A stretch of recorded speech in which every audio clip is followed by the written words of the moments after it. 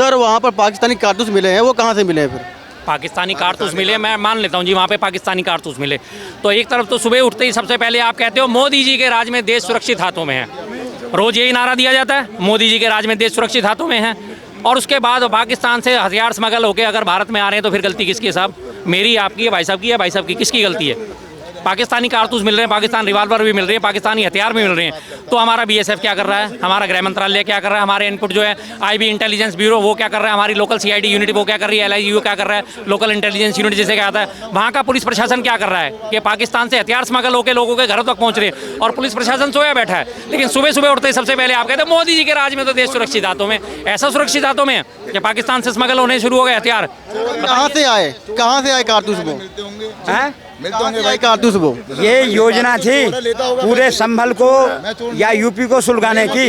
ये तो सरकार की इतनी तत्परता थी जो काबू पाया गया, वरना ये योजना रची गई थी, रात में रची गई और आस पड़ोस से लोगों को बुलवाया गया, कारतूस मंगवाया गया, छर्रे मंगवाए गए, गोली मंगवाया गया। अगर सर्वे करने गया, कोर्ट का आदेश है, संविधान का आदेश है। कारतूस कहाँ से आए? सुनो सुनो, कौन सरकार लेके गया कारतूस? सरकार लेके गया, विपक्ष लेकर आया? विपक्ष लेकर आया क्या? कौन थे कट्टरवादी, कौन थे उग्रवादी, कौन थे अलगाववादी? ये सब कौन पाले हुए थे? इतने दिन से जो पाल के रखे हो वो सबको इकट्ठा करके तुम संविधान पर में गोली चलवाओगे, पत्थर चलवाओगे, कारतूस चलवाओगे? बिल्कुल नहीं सहेगा पुलिस। डबल इंजन की सरकार है इनके अकॉर्डिंग यूपी में। उस डबल इंजन की सरकार होने के बावजूद भी अगर पाकिस्तान से हथियार स्मगल होकर आ रहे हैं, हथियार आ रहे हैं, कारतूस आ रहे हैं, तो फिर इसकी जिम्मेदारी कौन?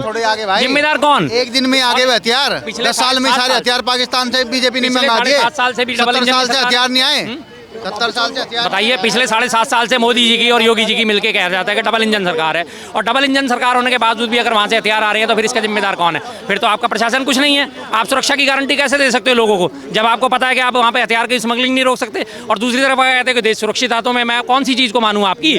खिसियाहट इस बात की थी जो 9 सीट जो हार गए ना अखिलेश यादव जी, उसकी 9 सीट में जो उसमें जो 3-4 सीटें जो थी उसमें मुस्लिम बहुल क्षेत्र था, उसको मतलब मुस्लिम वोट को तो ये अपना जागीर समझते हैं। ये कैसे भाजपा को चला गया? तो उस खुंदक को निकालने के लिए वहाँ के लोगों को उकसा करके प्रशासन पर इस तरह का हमला करवाना कोई उचित है?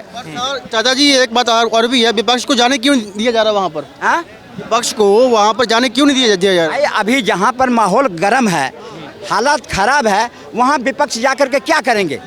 अभी 10 तारीख के बाद जाओ ना, वहीं बैठ कर रहो। कौन मना कर रहा है आपको? पक्ष क्यों नहीं गया? विपक्ष क्या? विपक्ष को तो जाने नहीं दिया जा रहा। पक्ष गया क्या योगी जी के नाम? योगी जी ने एक भी शोक संदेश दिया? 5 लोग मारे गए, मैं इनकी परिवार के साथ संवेदना व्यक्त करता हूं, इनके परिवार वालों के लिए संवेदना व्यक्त करता हूं। क्या योगी जी ने एक लाइन का भी संदेश दिया? मोदी जी ने एक लाइन का संदेश दिया? किसी लोकल लीडर ने एक लाइन का संदेश दिया? नहीं दिया। 5 लोग मर गए, मर जाने दो। मरे क्यों? मर गए तो मर जाने दो। क्यों? क्योंकि वो मुसलमान है, बात खत्म होती है। राम गोपाल मिश्रा की मौत हुई थी, उसे भी गोली मैं क्यों ना लूँ? क्योंकि 5 मुसलमान मारे गए हैं। राम गोपाल मिश्रा मारा गया, हमें तब भी दुख हुआ। हमें, हाँ बता रहा हूँ, बोल तो रहा हूँ मैं, राम गोपाल मिश्रा मारा गया, हमें तब भी दुख हुआ। लेकिन राम गोपाल मिश्रा के लिए फौरन जो है 10 लाख रुपए का मुआवजा घोषित कर दिया गया, उसे मकान दे दिया गया, उसके घर परिवार को नौकरी देने का वादा कर दिया गया। और वहाँ पे जितनी संपत्ति खराब हुई थी उसके लिए कोई किसी ने संज्ञान नहीं लिया। लेकिन यहाँ पे जो है आकलन करा जा रहा है कि 1 करोड़ की संपत्ति नष्ट हुई है, अब बलवाइयाँ जो है और दंगाई जो उनसे वसूला जाएगा। तो यही काम तो बहराइच में भी हुआ था, जो होंडा का शोरूम फूंक दिया गया था, जो मेडिकल स्टोर जला दिया गया था, वहाँ भी तो संपत्ति खराब हुई थी। उसके लिए क्यों नहीं आवाज़ उठाई गई? क्यों? अब साफ कहते हो, जब नेता आपके हिंदू मुसलमान करते हो और आप हमें कहते हो कि हम हिंदू मुसलमान करते हैं। आप शासन प्रशासन जब दोनों को एक आंख से देना चाहिए, एक नज़रिए से देखना चाहिए। तो अगर एक राम गोपाल मिश्रा मारा गया तो 5 लोग वो भी तो मारे गए हैं, उनको भी तो उसी नज़रिए से देखो साहब। उनको मिला। मुजफ्फरनगर दंगे हुए थे तो उसमें सिर्फ हिंदू मुसलमानों को 5-5 लाख रुपया अखिलेश यादव क्यों दिया? उसके पिताजी हिंदुओं को क्यों नहीं दिया? इसका मतलब आप में कोई फर्क नहीं है। अगर उन्होंने एक तरफा दिया तो आप भी एक तरफा करोगे। अगर सुनो, अगर उसने देश के लिए काम करने के लिए कोई काम किया है, शहीद हुआ है, तो उसको दिया जाएगा। लेकिन जो प्रशासन पर पत्थर चलाएगा, सेना पे पत्थर चलाया जाएगा और पुलिस पे पत्थर चलाएगा, तो उसको 5 लाख रुपए। मिश्रा ने देश हित में कौन सा काम करा था? दूसरे के घर पे चढ़ के और उसका जाके झंडा उतार दिया, उसकी ग्रिल गिरा दी और वहाँ पे माँ की बहन की गालियों से नवाजा। ये क्या देश हित का काम था भाई साहब? तो मैं कह रहा हूँ ना, उसने गलती किया था। गलती किया था तो सुनो, तो उसको तुम गोली मार दोगे। संविधान के खिलाफ अगर किसी को तुम गोली मार के एक्सीडेंट करोगे तो सरकार की जिम्मेदारी बनती है उसको रक्षा करना। नहीं मारनी चाहिए ना, गोली नहीं मारनी चाहिए ना राम गोपाल मिश्रा को? नहीं मारनी। आर्यन मिश्रा को गोली क्यों मारी? गौ तस्कर समझ के कि हमने समझा ये तो मुसलमान है, गौ तस्कर है, इसलिए इसे गोली मार दी। अब उसके बाद सुनिए, जयपुर में आपको इंसिडेंट याद है, जयपुर की ट्रेन में, चलती ट्रेन में कांस्टेबल चेतन सिंह था, उसने 3 लोगों को गोली मारी थी। किस लिए मारी थी? जय श्री राम बोलो वरना गोली मार दूंगा। और तीनों ने जब मना करा तो उनको तीनों को गोली मार दी। कमांडेंट ने रोका तो उसको गोली मार दी। मारी या नहीं मारी? अभी आज ही की ताज़ा मध्य प्रदेश की घटना है। 3 बच्चों को बैठ के पिटाई करी जा रही है। बोलो जय श्री राम बोलो। 3 या 4 बच्चों को, छोटे छोटे जो बच्चे हैं वो सीढ़ियों पे बैठे हैं, उनकी पिटाई करी जा रही है, उन्हें थप्पड़ लगाए जा रहे हैं। जय श्री राम बोलो नहीं, उनमें से उन्होंने नहीं बोला तो फिर दोबारा पिटाई करी। क्या ये देश में है? क्या ये चीज़ें गलत नहीं है? क्या ये गलत अगर है? गलत है। अगर कहीं सुनो तो मैं उठा रहा हूँ ना, अगर इस तरह की कहीं कोई वारदात होती है तो उस देश, उस राज्य का सरकार संज्ञान में लेगी और उस पर उचित कार्रवाई करेगी। संज्ञान में लिया अभी तक? अब आपकी बात, अच्छा याद कर, अब आपको एक चीज़ और याद दिलाता हूँ संज्ञान में लेने की बात। आपको पिछले मेरठ से आगे मुजफ्फरनगर है, मुजफ्फरनगर की आपको घटना याद है? तृप्ति त्यागी जो थी मैडम, ठीक ही, छोटे बच्चे को बुला के दूसरे छोटे बच्चों से थप्पड़ पड़वाए थे, उसके गालों में मारो, इसे मामला है। उसके बाद क्या हुआ? जब मामला संज्ञान में आया, मीडिया में आया, तो उसके बाद उसके ऊपर FIR दर्ज हुई, लेकिन उसे गिरफ्तार नहीं करा गया। सुप्रीम कोर्ट ने टिप्पणी करी कि इसे गिरफ्तार करो, लेकिन आज तक 1.25 साल से ऊपर हो गया इस बात को, 1.5 साल होने जा रहा है और आज तक उसकी गिरफ्तारी नहीं हुई है। कोई शासन ने क्या संज्ञान लिया उसके ऊपर? क्या उसके घर बुलडोजर चला? क्या उसे नौकरी से हटाया गया? क्या उसके ऊपर कोई कार्रवाई वगैरह? एक रात भी उसने हवालात में गुजारी हो तो बताओ। सेम इंसिडेंट जो है हिमाचल में हुआ, शिमला में शबाना सिद्दीकी थी वहाँ पे टीचर, क्योंकि वो मुसलमान थी शबाना सिद्दीकी, उसने भी यही हरकत करी थी। मुसलमान लड़कों को बुला के और हिंदू लड़के को पिटवाया था, उसे रातों रात गिरफ्तार कर लिया गया था। क्यों? ये प्रशासन की दोहरे रवैया क्यों भाई साहब? इस पर आप आवाज़ क्यों नहीं उठाते? हमारे लिए तो भाई साहब राम गोपाल मिश्रा मारा जाता है तो भी हमें दुख होता है, हमारे लिए अखलाक मारा जाता है तो भी हमें दुख होता है। इस हिंदू मुस्लिम की आड़ लेके जो भी कोई मारा जाता है हमें दुख होता है। इस हिंदू मुस्लिम की आड़ लेके जो भी मारा जाता है हमें दुख होता है, वो किसी भी किस्म का हो। अब आप गौ तस्करी के नाम पे, गौरक्षा के नाम पे एक व्यक्ति को गोली मार देते हो, आप उसे सही ठहराते हो कि गौहत्या पाप है। तो गौहत्या पाप गाजियाबाद में क्यों नहीं थी जब 185 टन गौ मांस जो है पूरन जोशी के गोदाम से पकड़ा जाता है? क्या ये पाप नहीं है? 185 टन गौ मांस। हाँ, देश के अंदर में इतनी मस्जिदें हैं, सर्वे कितने करवाइएगा फिर? भाई हम क्यों करवाएंगे सर्वे? जो एप्लीकेशन जहाँ दे रहा है और कोर्ट एक्सेप्ट कर रहा है तो संविधान के अनुसार एक्सेप्ट कर रहा है तो उसमें ढांचे में बदलाव कर ही नहीं सकते तो क्यों? ढांचे में बदलाव कर ही नहीं सकते तो फिर क्यों? बदलाव हम कहाँ कर रहे हैं? इस सब कोर्ट के संज्ञान में है ना, जो कौन एक्सेप्ट करने लायक है, कौन उस एक्ट के अंदर है, कौन एक्ट के बाहर है, वहीं खारिज हो जाएगी। इसमें परेशान होने देश के अंदर में दंगा होगा, क्या होगा? जब आपको पता है कि चीज़ देश के अंदर में दंगा नहीं होगा फिर? किसी के खिलाफ कहीं डाले तो हम कौन मना करने वाले हैं? दूसरे पक्ष को सुना ही नहीं, आपने सीधी एप्लीकेशन डाली कोर्ट में, कोर्ट साहब में जज साहब ने उसे एक्सेप्ट करा, एक्सेप्ट करते ही फौरन आदेश पारित कर दिया। दूसरे पक्ष को मौका ही नहीं दिया एक बार भी अपनी बात रखने का। क्या ये कानून का राज है? अगर मेरा और आपका भी झगड़ा होता है और हम किसी तीसरी पार्टी के पास जाते हैं और भाई साहब कम से कम मेरी बात तो सुनेंगे, मैंने क्या कहा और आपने क्या करा, उसके बाद ही तो फैसला देंगे। आपने शिकायत लगा दी, अजमेर शरीफ का दिया है ना, तो नोटिस भेजा है ना अजमेर शरीफ को। अब कोर्ट में जाएगा ना मामला, 20 तारीख का है ना, हो जाएगी। इसमें परेशान होने की आवश्यकता क्या है दोनों पक्ष को? सुनिए, वर्शिप एक्ट में अगर बदलाव नहीं होता है सुप्रीम कोर्ट के द्वारा तो क्या लगता है कि पार्लियामेंट में होगा फिर? पार्लियामेंट में तो नहीं होगा, पार्लियामेंट में तो बीजेपी का बहुमत है, बीजेपी के फेवर में जाती हैं सारी चीज़ें। उन्हें तो दंगा भड़काने में मजा आता है, उन्हें तो हिंदू वोटों को गोलबंद करने में मजा आता है। वो तो चाहते हैं कि देश में हिंदू मुसलमान होता रहे और उनकी सारी नाकामियों में पर्दा पड़ता रहे। उनकी सारी नाकामी में आपको एक बार लाइन से गिनाता हूँ। आपने बार बार उठाया कि पाकिस्तानी कारतूस आगे आए, पर सर फोर्स का मसला आया। इससे पहले जो है ये संभल मुद्दे से पहले लगातार अडानी चल रहा था। 2100 करोड़ रुपए की रिश्वत दी गई अडानी के ऊपर। अमेरिकन कोर्ट से जो है गिरफ्तारी वारंट जारी है, उसके ऊपर पर्दा पड़ गया। कुंदर की विधानसभा में 65% मुस्लिम वोट होने के बावजूद भी वहाँ से बीजेपी का विधायक जीतता है 2.25 लाख वोटों के साथ लेकर, और 1,44,000 में उसकी जीत दर्ज होती है। सारा का सारा हेरफेर कर दिया, इलेक्शन के पूरे रिजल्ट में हेरफेर कर दिया। वो बात दब गई। महाराष्ट्र में नांदेड़ लोकसभा क्षेत्र है, नांदेड़ लोकसभा क्षेत्र में 5.5 लाख वोट लेके जो है कांग्रेस का MP जीतता है, लेकिन 4.5 लाख वोट लेके जो है वहाँ के 6 विधानसभा के जो है लोग 6 के 6 जीत जाते हैं और 25,000 प्लस वोटर से जीतते हैं सारे के सारे। 6 के 6 विधानसभा में तो बीजेपी जीत दर्ज करती है और लोकसभा में कांग्रेस का जीत दर्ज करता है। उसके ऊपर मैं डाल दिया पर्दा। इससे पहले बरेली में 15 बच्चे जल के मरे गए, उस पर पर्दा डाल दिया।